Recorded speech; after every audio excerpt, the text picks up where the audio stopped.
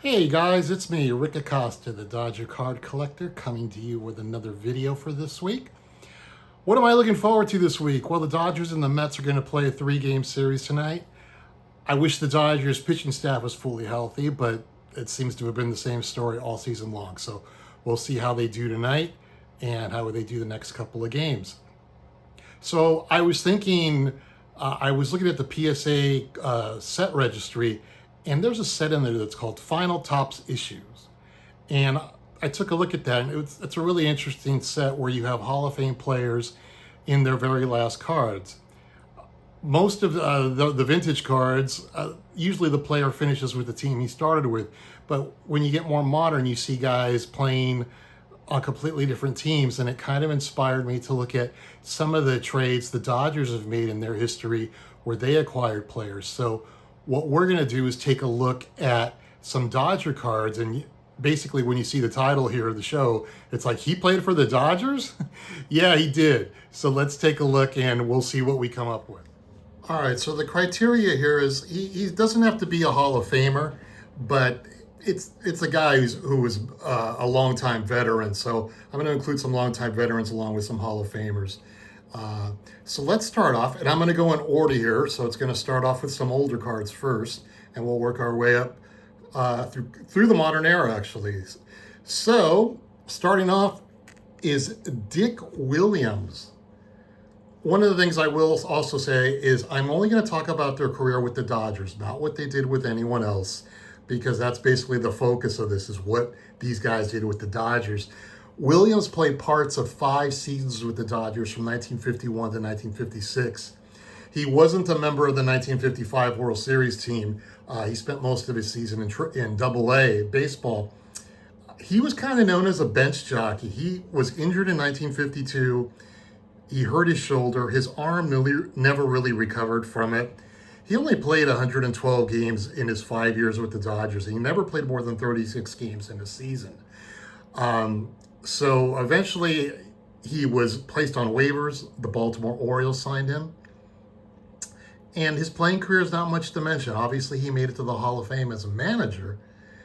And I think that's interesting how it's very common. Players that weren't very good become great managers. And Dick Williams, his 1953 tops that I'm showing off today. All right, coming up next, Mr. Sultan of Swat, the Babe Ruth, coaching for the Dodgers. Yeah, Babe Ruth was on the Dodgers. He didn't play for the Dodgers, but he served as a first base coach for part of the 1938 season. He was kind of brought on. If you've seen or read any Babe Ruth books, you know the story. He was brought on. The Dodgers needed to spike up attendance. They brought him on as a coach, where Babe would hit some home runs in batting practice. And Babe was hoping that this would give him a chance to leading the Dodgers to become their manager. So he served as the first base coach, but he had issues relaying the signals to the players.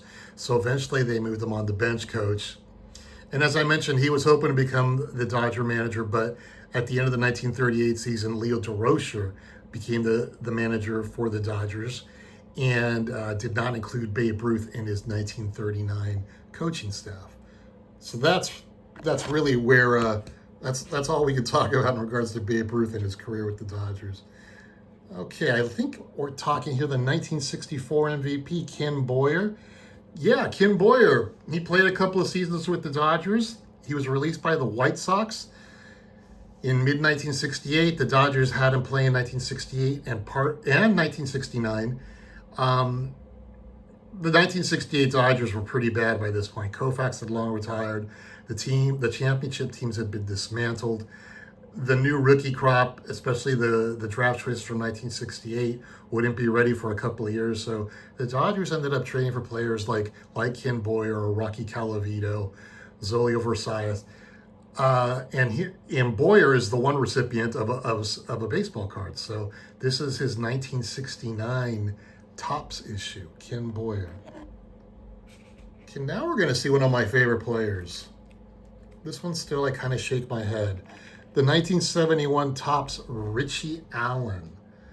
Allen played one season for the Dodgers in 1971, having come over from the Cardinals in a trade for former Rookie of the Year Ted Sizemore. Growing up, he was one of my favorite players. He was probably my first favorite Dodger player because he was so phenomenal in 71. He hit 23 home runs, had 90 RBIs. He played in 155 games. He played any position they wanted him to. So I remember him playing first base, third base, the outfield. Allen kind of had a reputation as being a malcontent, but in reading his time with the Dodgers, I don't notice any that there was any controversy with him on the Dodgers.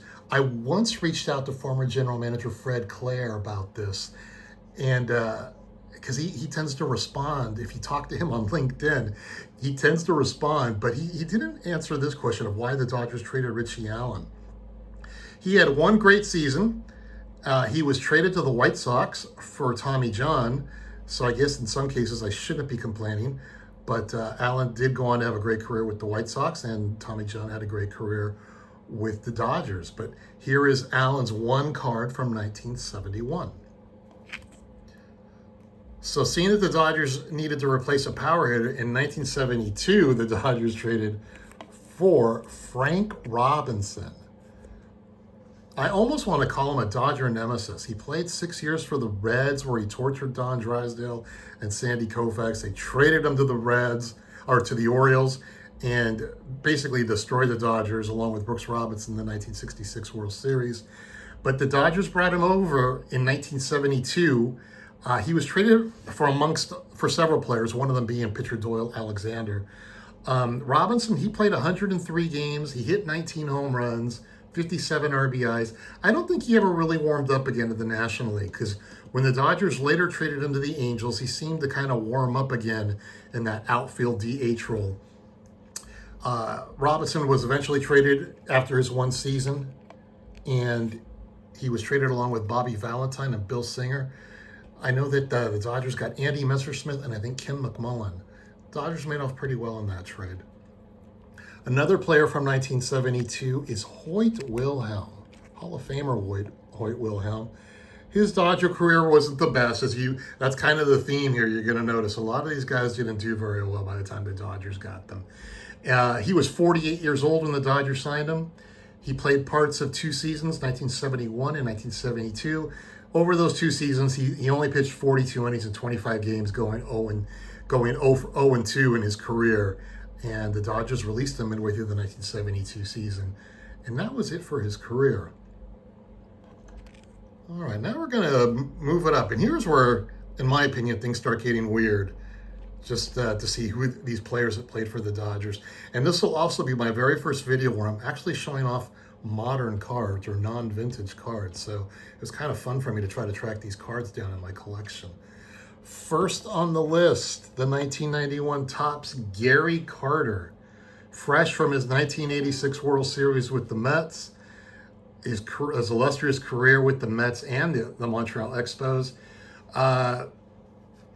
Carter showed up in 1991, signing as a free agent.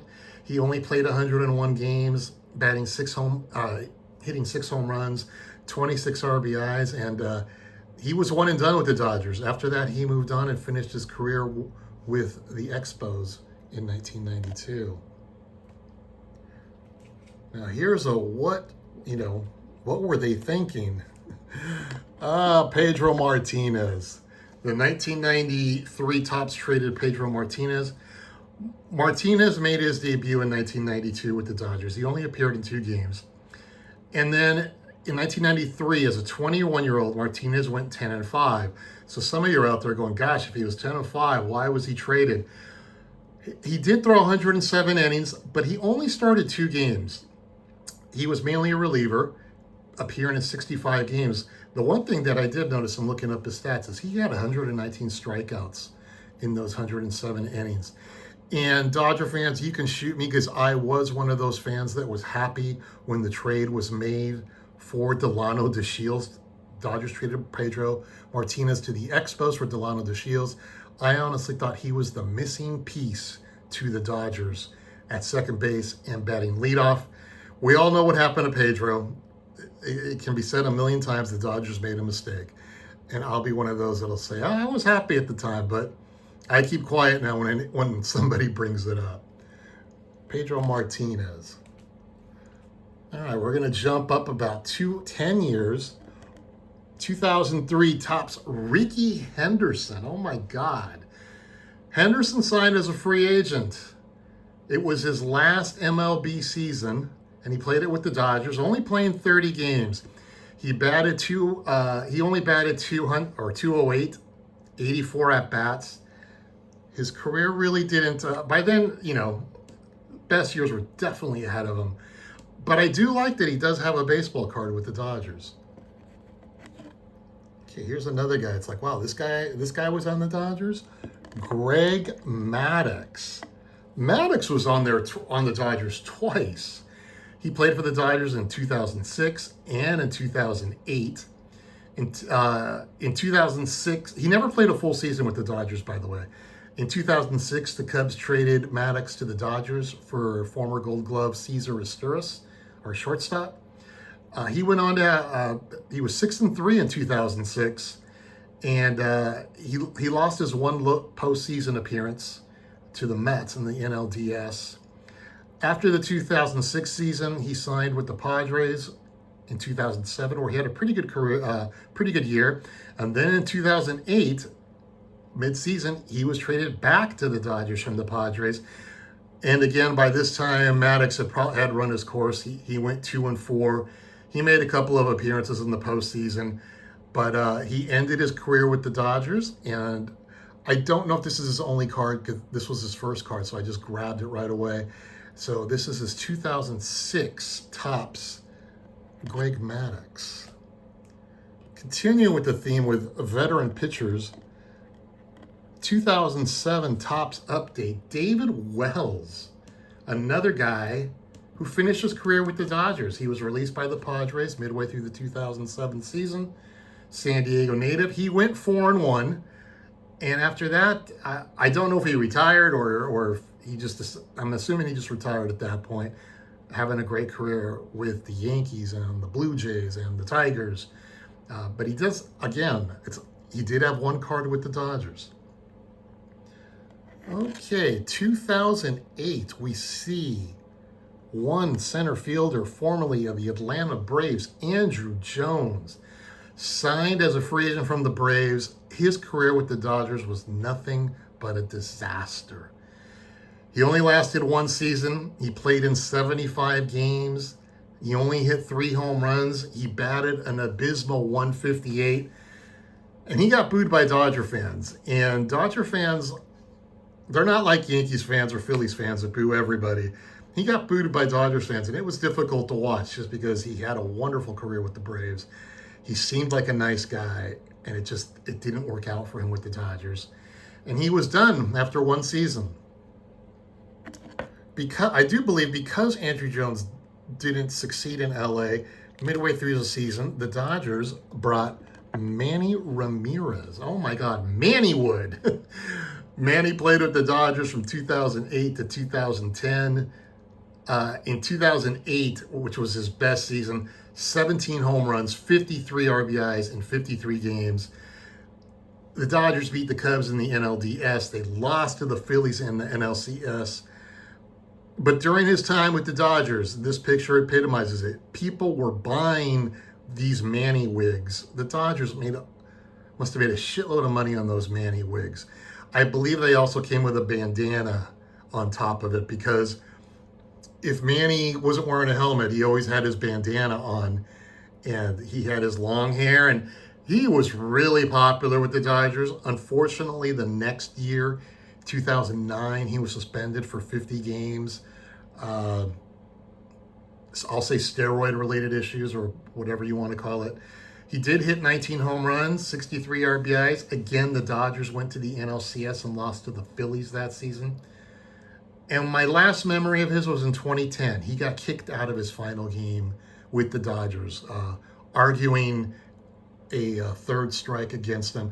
And by that point, the Dodger season was a mess. It was obvious that Joe Torre was going to retire at the end of the season. The Dodgers had underachieved that season and were going to go home empty-handed. And Manny went off, and the Dodgers traded him to the White Sox. But for about 2 years, he was one of the most fun players the Dodgers ever had.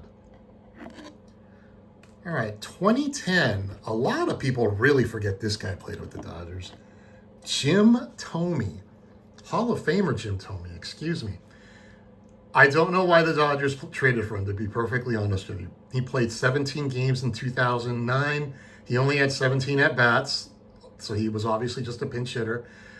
I don't know why the Dodgers traded for him. He would have been perfect in the American League as a DH, but the Dodgers really had no room for him. And it was just kind of those ones that left you scratching your head. He eventually, after one season, left the Dodgers, went to Minnesota, and then he had, he continued his home run hitting ways with the Twins that last year or two. So Jim Thome representing the Dodgers in 2010. Okay, we're going to move it up now to 2015. Jimmy Rollins of the Phillies ended up on the Dodgers. And like most of the players that arrived with the Dodgers, he lasted one season. He batted 224,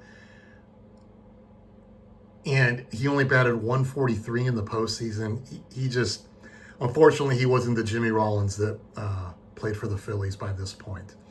And he moved on eventually to the White Sox. Later that season, the Dodgers brought on his teammate from the Phillies, Chase Utley. Chase actually ended up playing 4 seasons with the Dodgers. A lot of people forget that. Even I thought he only played like a year or two. But he played 4 seasons with the Dodgers, 2016 being his best season. He was brought over mid-season in 2015. He's kind of famous for in the 2015 playoffs. He slid into second base, breaking Ruben Tejada of the Mets' leg. And it allowed the Dodgers to score the tying run to make the score 2-2. Mets fans were booing. David Wright was giving absurd or pretty annoying looks at the Dodgers dugout as Utley walked off the field. And then the Dodgers, of all things, had the nerve to call a replay, and it was found out that Tejada did not step on second base. So Chase Utley was brought back out to second base, and the Dodgers scored 2 more runs after that as Adrian Gonzalez brought in Utley and Howie Kendrick in on a double. And the Dodgers ended up winning that game. Unfortunately, they lost the series in 5 games, 3 games to 2. And I have a feeling that Chase Utley would still be booed if he showed up at some type of Mets old-timers game. All right, coming up to almost modern, 2021, Albert Pujols. Is Albert going to get 700 home runs? He's at 694 home runs as of this video. You know what? I had a lot of fun cheering for him. It was really neat to have him out. The Angels released him early in the 2021 season. Dodgers picked him up. 12 home runs, 38 RBIs in 85 games. But more importantly, he was really a team leader. The players loved him. Dio Albert, Uncle Albert in translation. Dio Albert, he was famous for if a Dodger hit a home run, the first guy waiting to hug him was Albert Pujols. And like I said, it was a fun season finally being able to cheer for him.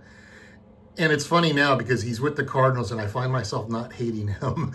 I find myself going, damn, this guy is good. And I hope he can get to 700 home runs. And it is interesting. I was watching a YouTube video the other night.